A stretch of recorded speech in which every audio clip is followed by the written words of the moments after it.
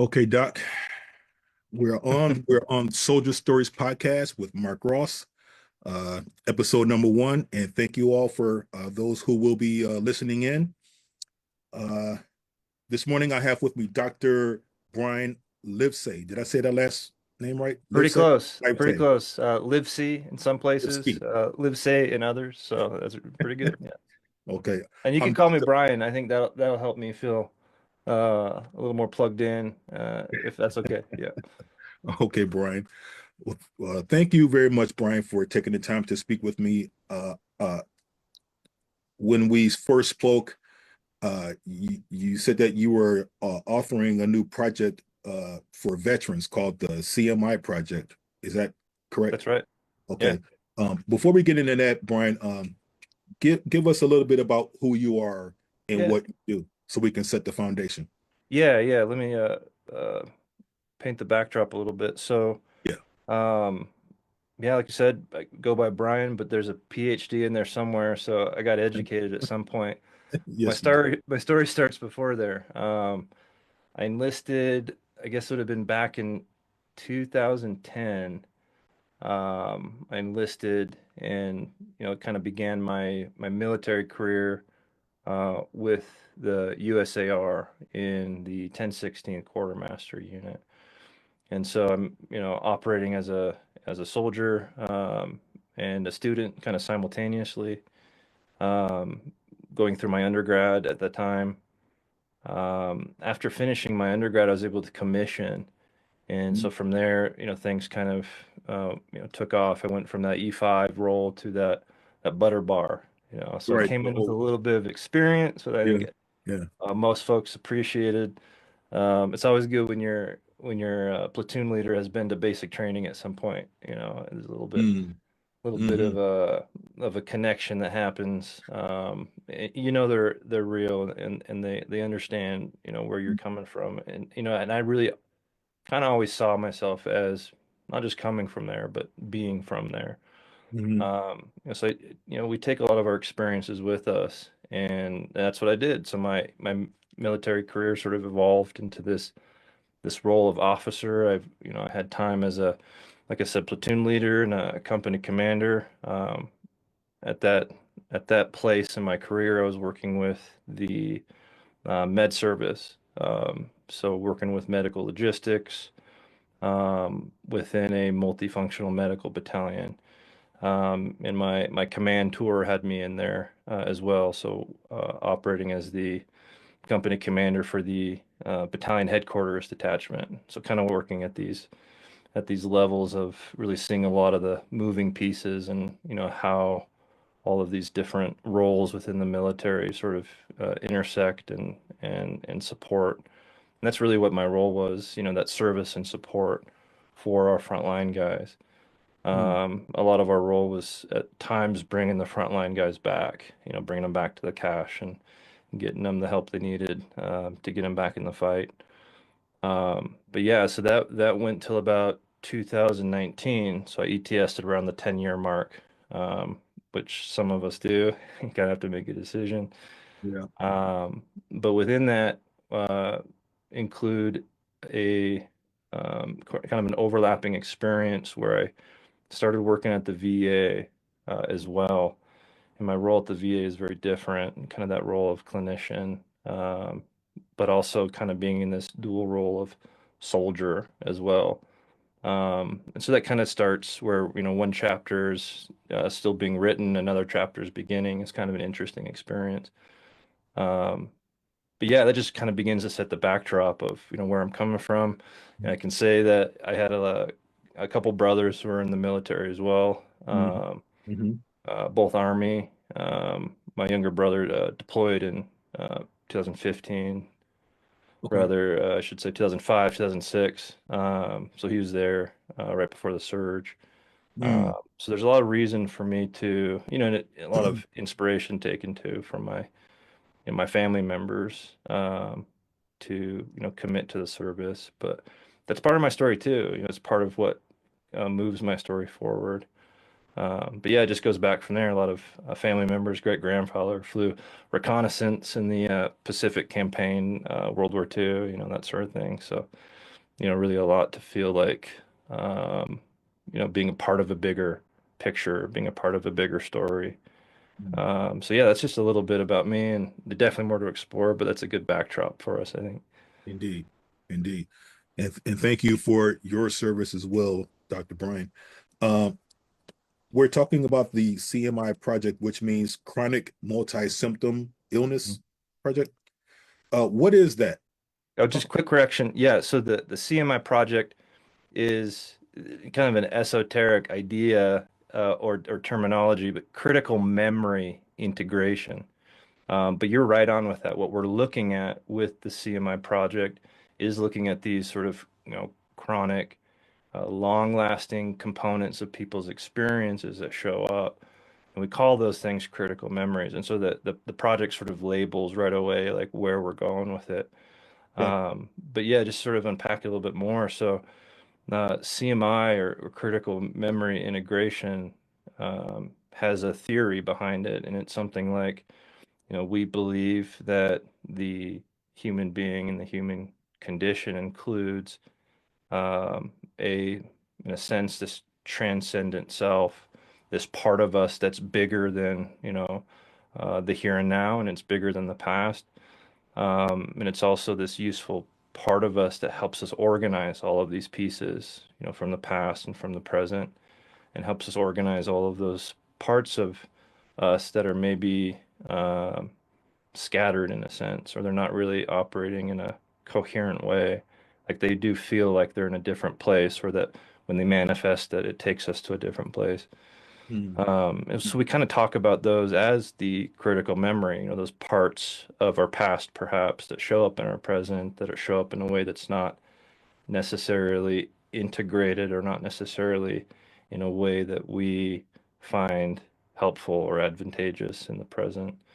And Yeah. so CMI theory says we've got this part of us that can help integrate these things, that can help bring these lost pieces, these lost and past pieces, these unintegrated pieces, and integrate them and to bring them back together. You can kind of think of it like, you know, a missing page out of a chapter of a book. It's like the story doesn't read the way we want it to, it doesn't read right. It feels there's a piece missing. And when that page shows up, we have a sense of where it needs to go. And the CMI project really believes that that sense of where it needs to go, that's held by the individual. Like we have an intuitive sense of where our stories are and how they need to be sort of organized and put into place. And so much of what CMI is endeavoring to do and sort of continuing with the theory is that we have these capacities within us to do that integration. We have this capacity within us to stay sort of like connected within ourselves for my sense of, let's say, safety and connection to manifest in ways that I can also be curious to kind of maintain that safety and that connection so that I can be curious. That's also like the kind of fundamental and underpinning of the way that we connect to others. And it's interesting because our connection within ourself, which helps build that bridge to connection with others, it seems to be this very important component to telling our story or exploring and looking for those parts Mm. of ourself that are kind of missing. So we've got this capacity for connection.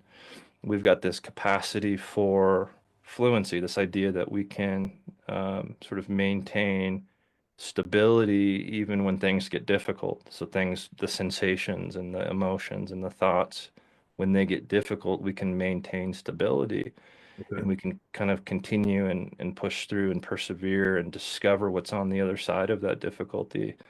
And all of this is sort of like inside this bigger capacity, in a sense, or sort of organizes beneath this bigger capacity of our agency, our ability to be certain about this is the step I'm taking and I take it intentionally. Mm. And so all of this is kind of like, um, there's some like maybe archetypal ideas here, or maybe spiritual ideas here in a sense. They can be recognized as such, I think.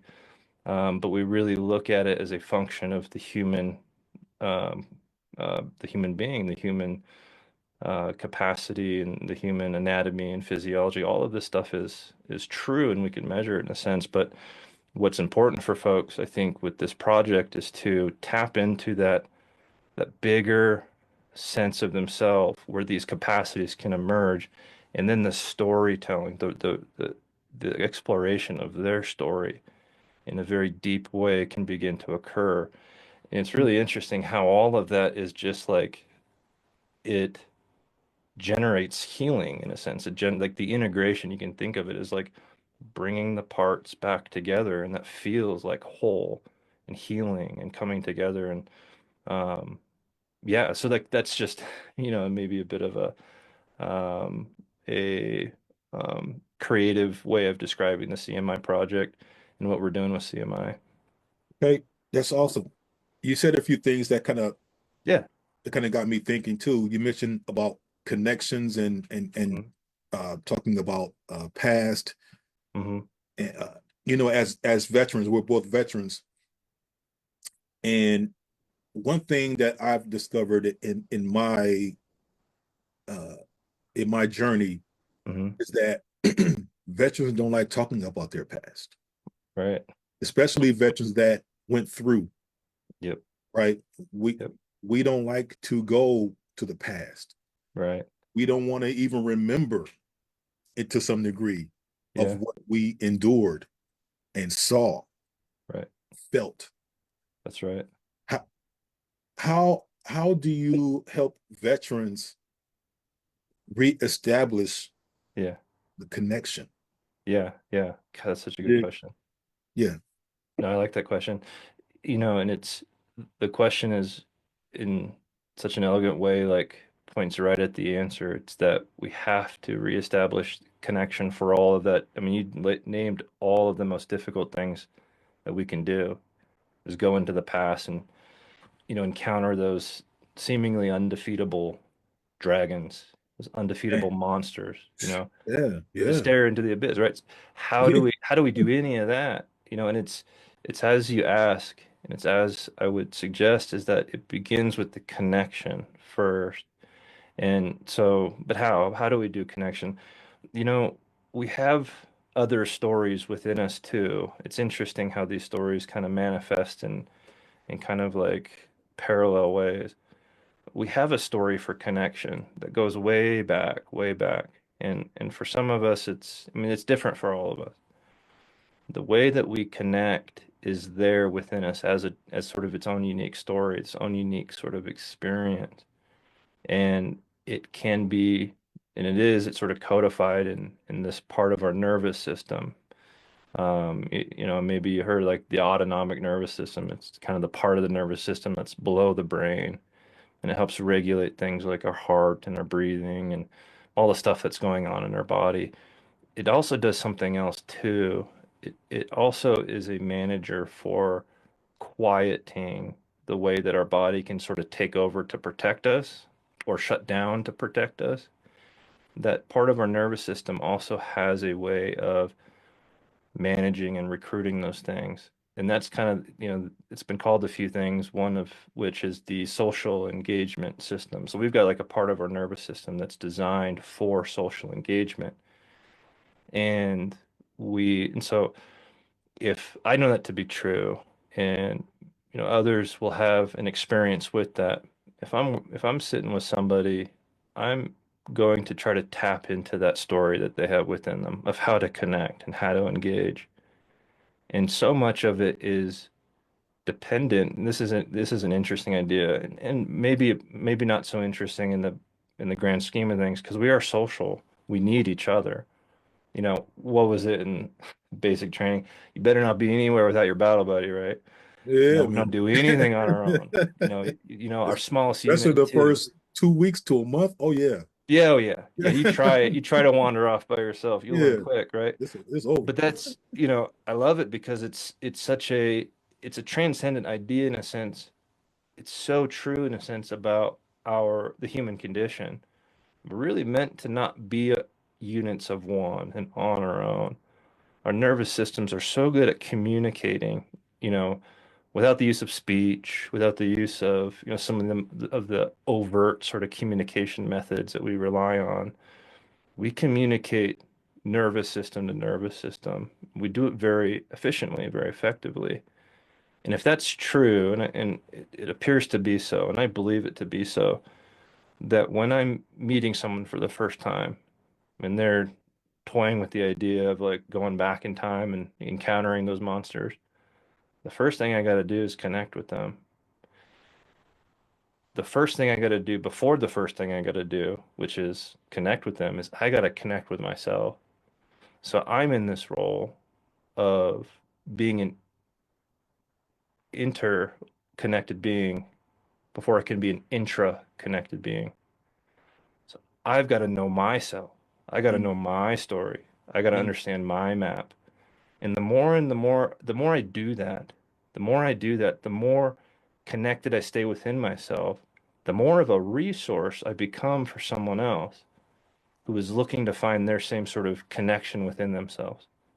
It's really quite fascinating how this works. And we have models for this too that we can maybe just sort of like think back to.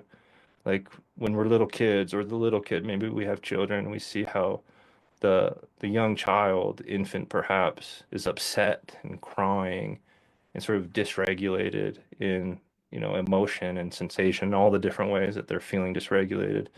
And that contact with caregiver, with mom or dad or whoever's there, that voice, that touch, those different things that we do just naturally, like the idea of a lullaby, it just happens. It's everywhere, and from a socio-cultural perspective, you see these techniques we deploy for connection. And we help our infants and our young children write those stories of connection early on. mm. And those that framework for connection, it follows us. It's the same story, throughout all of our lives. As you and I are talking now, we have so many things that we're sharing back and forth. You know, the way our eyes look around and connect and find each other, right? The head tilt, the voice, all of these ways that we say, I hear you, I feel you, I see you, I understand you. All of that says something and communicates something to this part of our nervous system that needs it. That says, okay, Mark and Brian are safe. Now we can explore something maybe a little bit threatening or dangerous. So it Mm, starts with that very beginning kind of process mhm. of, connection says, okay, once it's there, we could take that first step toward the past, toward those They places have that to are, feel that they're safe in that yeah, present moment, though, Brian. yeah, Right? yeah, yeah, yeah. No, you got it exactly right. Okay. That's exactly what I would hope to convey Yeah. is that sense of safety and connection is a felt state within the body, within Indeed. the person, Yes, sir. and it manifests itself in ways. And it also opens this. You can think of I think of it this way: is like when the nervous system below the brain is in that place of safety and connection, it opens access to the parts of the brain that are well equipped to solve more complex problems. If we're just in our body, in our nervous system that's, kind of in charge is that fight or flight. What problems do we solve when we're in fight or flight, right? Okay, well, I got to punch somebody in the nose or I got to run out of the room, right? So I got two solutions right there, right? The other part that we might do is just completely shut down and collapse. Okay, so maybe three solutions. That's not very many, especially when the problem's complex and social. Mm-hmm. Mm-hmm. So if those aren't our solutions, we got to find others. And so that's kind of the idea of connection is it opens this opportunity into the higher parts of our nervous system that say, well, the solution might be complex and intricate and kind of go on for a while, and we can access that stuff. But it begins with connection. Indeed. Is this project designed for veterans or for everybody? Oh, that's a great question. Veterans are such a great um, sort of like case of human experience, and like we go through many lifetimes of experience just within our service, Mm, and I mean it's rich and it's deep, it's complex, and it's 18 hours a day at times. We fit a lot in. And so the way the CMI project is meant to provide help to people is absolutely for veterans, but knowing also that the human experience does, this is kind of the idea in CMI too, is that the human experience transcends some of these sort of more local cultural experiences like being in the military. CMI needs to be able to be a useful tool or resource for veterans. But if it is, and if it's true that it is useful for veterans, then it has to be true for human beings. Mm, That's mm, kind of the posture, the position, mm. the theory behind it. Okay. So basically it's like you're using veterans as the uh trial basis, if Yeah, you it's kind of like the model. It's like the model consumer, like who better to receive this, the fruits of this effort, this project and veterans. And if it works with veterans, which, I'm in the VA and I've been doing this for long enough to know that, well, to feel very confident that it works for veterans. This is mm, for them. It's designed for them. mm, But we also, the folks that do use CMI, that do use the principles of CMI, they're not all working in the VA. They're out working with, foster kids or working with couples. They're in groups, substance use, and so mm, many of these things are also part of the veterans experience. Which is why you see that two-way street of things work, for people. This works for our service members and our veterans, but it works for people. mm. Okay, okay. Uh and again, connectivity, you mentioned that word too in our initial conversation. Yeah. Connectivity, you mentioned it earlier.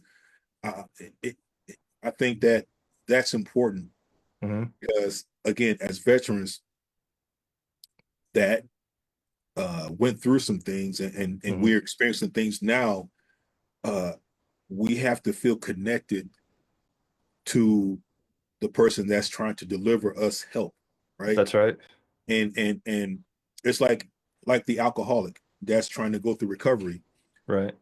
It- we want to be able to connect with the person, and for us, not saying this is for everybody, but for Hmm. us,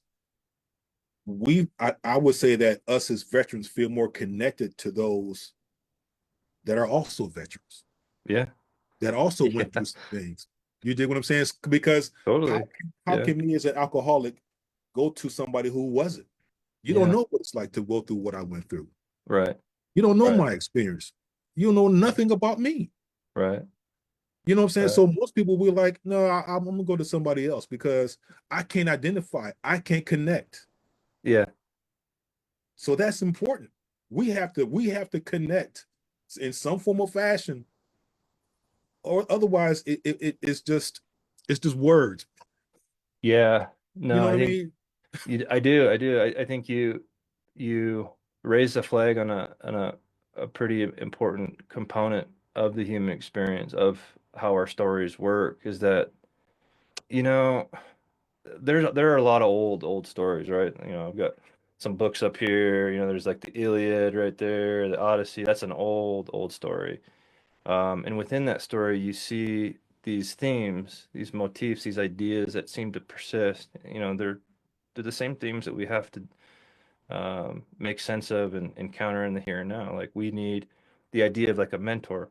I need somebody. If I'm the hero of my journey, before I can get any further, I got to run into somebody. I got to encounter somebody who's been there already, who has the tools, tried and true and tested, the tools used to slay his dragon. He can pass those to me. And that's kind of this idea of we go to and we connect with with a mentor, and this idea that somebody who's got a sense of where we are on our journey, where we are on our path. And, in my work at the VA, I say that at times I say it like I benefit, but at times I say the guys I'm working with or the gals I'm working with, they benefit. And really, I would say probably most precise is that the dynamic of the time we spend together is benefited by the fact that we have these common experiences. That I sit down and I've got, on my on my lanyard, I've got this thing that says veteran on it. And, I meet them for the first time and they see that like, oh, okay. There's something about that that says, okay, I'm gonna Mm. sit down with somebody who's, also been in places that I've been. That Yes. does do something for us. It Yes. does. I'm gonna acknowledge it Yeah. 100%. Yeah. So yeah, that there's a component of that that is important to folks. Mhm. And without that, I work with a lot of folks in the VA too who aren't veterans, and it's just a different path for that connection. Knowing that, that connection can happen, but also knowing that when we have those shared experiences, we have that shared humanity and it's evident, it's obvious. Like, okay, here's somebody else who's on the same, you know, they're on the same path I'm on. They got pace while I got compass. That's nice to know. I don't have to keep track of pace because they got pace. I'm just gonna hold the compass and move forward or move in the direction we gotta go. Man, that's so nice to know. I don't have to do all this on my own. Mm, mm, mm. Good. Do you feel that our VA system is doing a good job in terms of delivering mental health services Yeah. to vets? Oh yeah, that's a good question. Um, so from And my vets. perspective, no, I know. Well, I welcome this question. I mean, it's, wake up in the morning and it's the question I ask myself because now I'm in the VA. What are we doing? Yeah. What am I doing? You know Yeah. what I mean? What am I doing? I get on the road. Part of my role in the VA is to drive around different parts of the state and meet with veterans who are in an academic setting, like meet with them between classes, because they don't got time to get down to the VA. I'm in a kind of more rural area. Mm, And so that's part of my, morning interrogation of myself. Okay, what are we doing to make a difference with this? And so my perspective is my own, but it also encompasses the time I've spent in the VA and the folks that I've worked with. And in some sense, the VA is not so different than the parts of the DoD we were in, right? When it was hurry up and wait, and mm, it was yeah. like there are so many things that don't really feel like they're there to help us. They feel like they're there to kind of support the structure. And at the local level, that can do its damage, right? That can create a distrust. I mean, I've still never ate a desiccation packet, but I suppose there's a reason there's a warning, not to eat it, right? Those MRE, you, you pull it out, like, don't eat this. Yeah, I got it. Right. Like, Yeah. who is Right. this for? What do you think of me? I'm going to eat this. Well, there's Yeah. probably an explanation for that that I would agree with. The VA's got plenty of those sorts of things, as does so much of like the big, I mean, it's a leviathan that we're within, the DoD or the VA. And so much of what I'm able to affect at the local level is building up the people around me, and giving, sending up the chain of command, so to speak, what I see. It's like, hey, this isn't working for them. I think it's got to go a different way. And those make a difference. And you see different VA systems. There's like, there's this adage like if you've been to a VA, you've been to a VA. No, they're all different. They all have sort of Yeah. They different. all. Yeah, they Yeah. do. And it's a different population, Yeah. local Yeah. population they're serving. There's like a different sort of, structure within, different ideas that get to proliferate or maybe haven't yet in different VAs.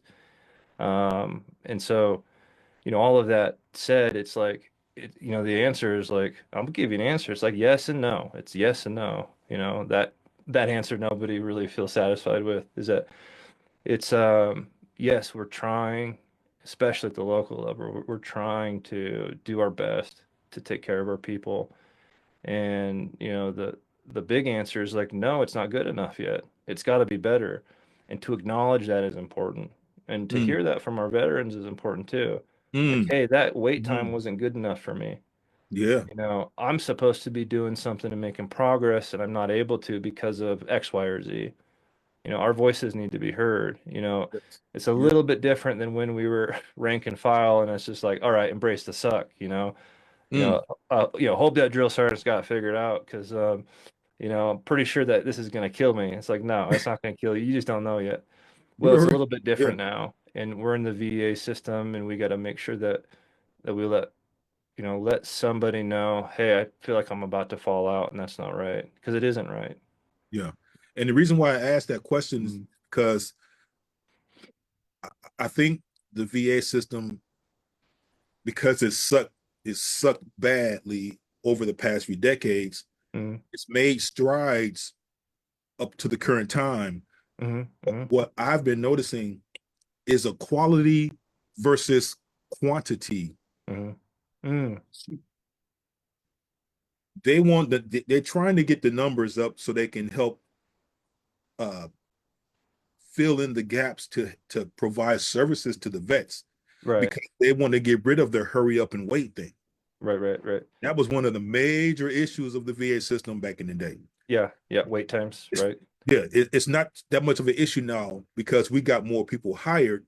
right, The issue that I'm seeing is the quality. right. Yeah. So You're no, you're speaking we to my we got soul. You're speaking numbers, to my heart, but we Mark. don't got quality work Yeah, yeah. in the quality. You What know, do you think about that? I'm gonna share some of my story that where I kind of left off with, kind of painting the backdrop is like the time I spent in the VA. So, like I said, I was in this sort of unique role of, I was a soldier. Yeah. When I sat down to take my VA ID picture at the time, I was on my way to the range, and we had an AT scheduled, and I was like on my way. I was passing through. So I sat down and took my picture in my ACUs. And so I've hung on to that because it was serendipitous. It was like a coincidence in a sense. Um, but it really it speaks to me. I was a soldier and I was a provider in the VA at the same time. And so I had something of a perspective. And there are many of us, by the way, who are kind of in that simultaneous role, a lot of like reserve and guard folk who work in the VA. But for me it was an opportunity to, well, I suppose see my role as advocate as well as clinician, to see my role as like, hey, I got to take care of my people. Not just like provide this clinical service, but like this isn't good enough for this soldier, for this Marine, for this airman, for this sailor. This isn't good enough, and I won't accept that. An interesting part of my role at the time too was I was in a leadership role. My job was to take care of soldiers. Like that was, 24/7, that was my job, to take care of soldiers. That was my mission. And, to see how that could be in the VA, it kind of changed my perspective on what I could be in the VA too. Like that, I'm not just here to provide this, 55 minutes of a, clinical dose of service.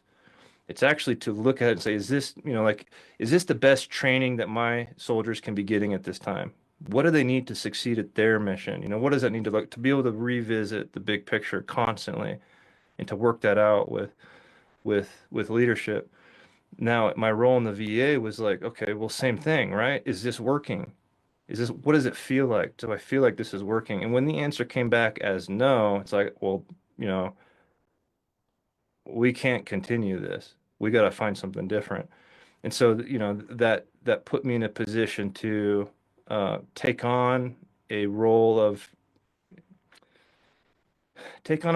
change what I can, at the local levels. Begin doing research. One of the things, and maybe some folks will find this interesting, but one of the things I was looking at is when our veterans come in and they get that intake and that diagnosis of, okay, PTSD, you've met all the criteria, here you go. Here's your PTSD label. Okay. And now here's your appointment to see somebody for treatment for PTSD. And so there's this track that veterans get on. And for our local VA, we were also taking measurement on some other things, other concept called moral injury. So we were also assessing for this other sort of, at the time, is more of an emerging concept, and it's grown in popularity, and more folks recognize it now. But the meet criteria for PTSD, when this idea, this moral injury is also there, this more complex thing perhaps is also there. How does the treatment experience go for them? Mm. My personal experience as in the clinician role was that uh, these treatments aren't quite right. they don't quite get in fact, in some ways, they're almost the opposite direction of what this veteran needs. And that felt wrong. And I got to do something about that.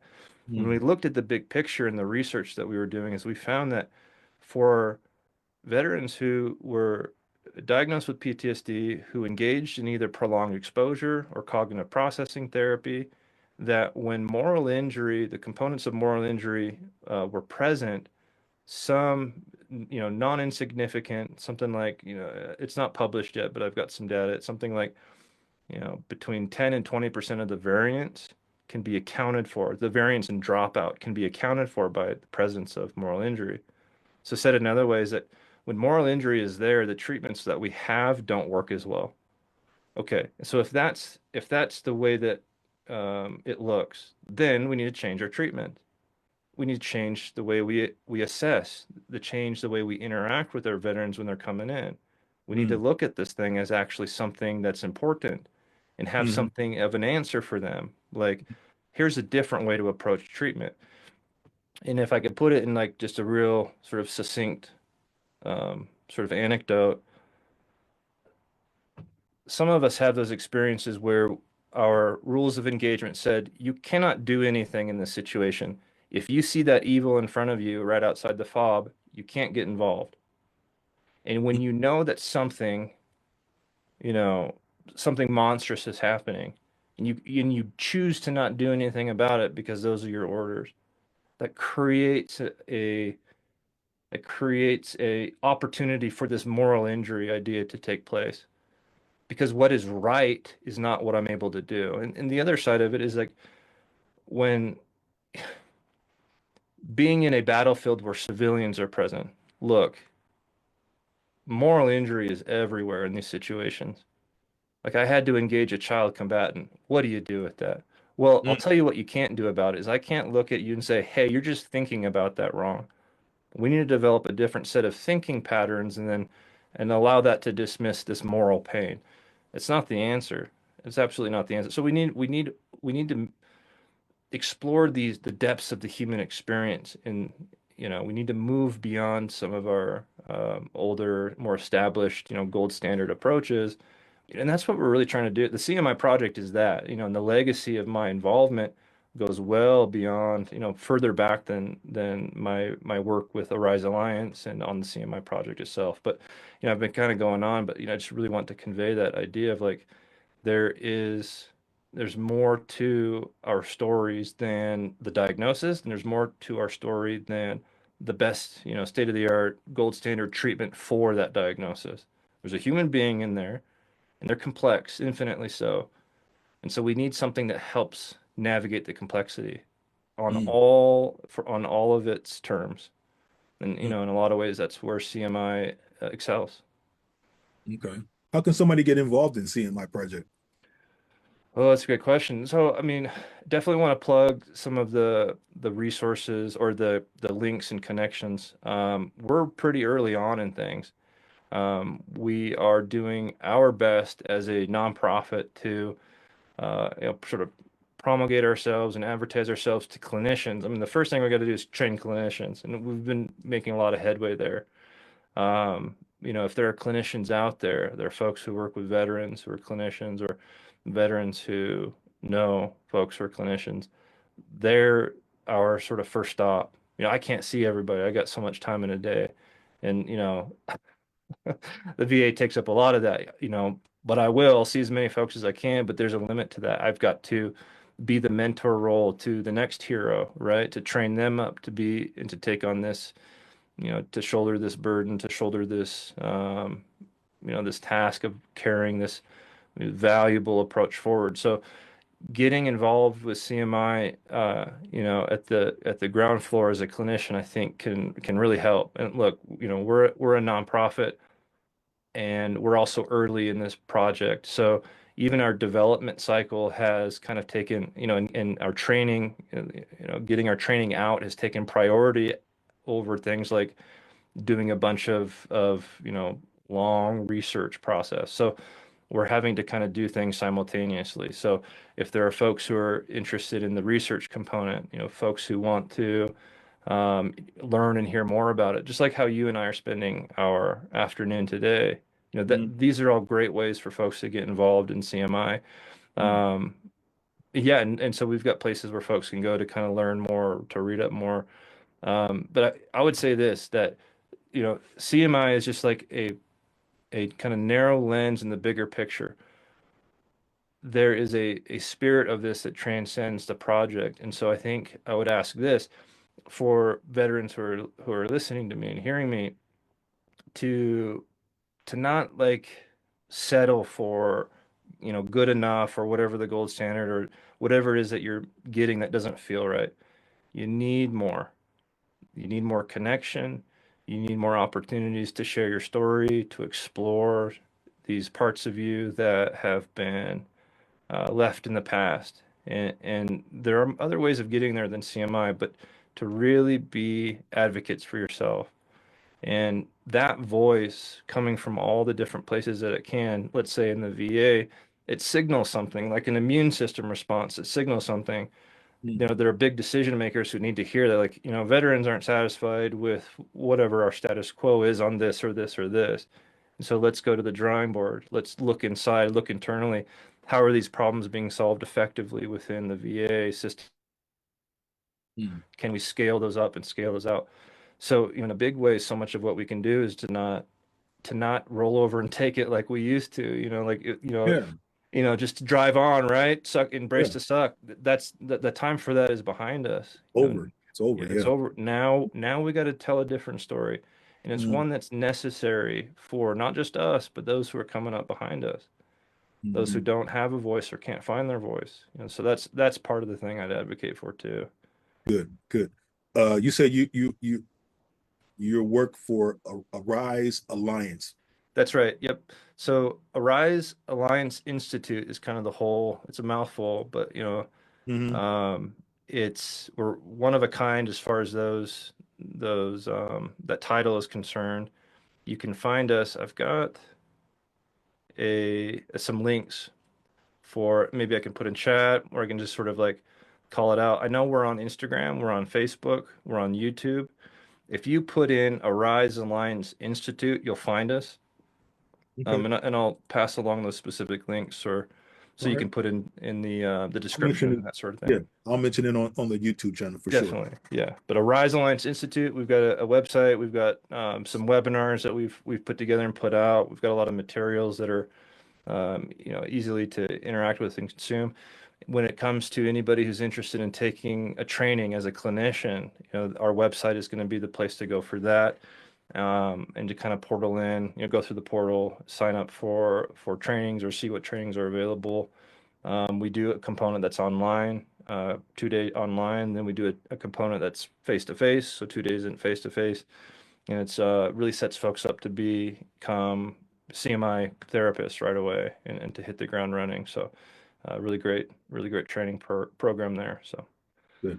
How can people reach you, Dr. Brian? Great question. So I can be reached through the website. I'll put my all my contact uh, pathways are there, but I could offer my email as well. Yeah. I am absolutely curious and open and willing to engage with folks. We've been doing it since the get with all the ways that we've been able to share CMI and all those questions that come back that really are very useful. Useful to have the interaction and the perspective from folks. So my email is drbrian Mm-hmm. at arisealliance.org. That'll work. Yeah. drbrian at arisealliance.org. Okay. But you can also, if folks are cruising our website, you can also find me there and contact us through our website. So, Right. Right. Dr. Brian Livesey, thank you so much for taking the time to speak with me about what you got going on. I think that what you got going on is great, and uh, I wish you nothing but the best on that. If there's anything that I could do on my end to help promote it, hey, I'm here. You got my information. Let's stay in touch, and well, you know, yeah. Yeah, Mark, I'll just say this. I really appreciate the time spent with you. We've gotten to meet a couple times, and I trust this won't be the last. no, I hope So not. thank you for your time and just the opportunity to connect again. Thank you so much. And until next time, ladies and gentlemen, this has been Soldier Stories with Mark Ross. Dr. Brian, thank you so much. Talk to you soon. And everybody else, you guys have a good evening. See you later, doctor.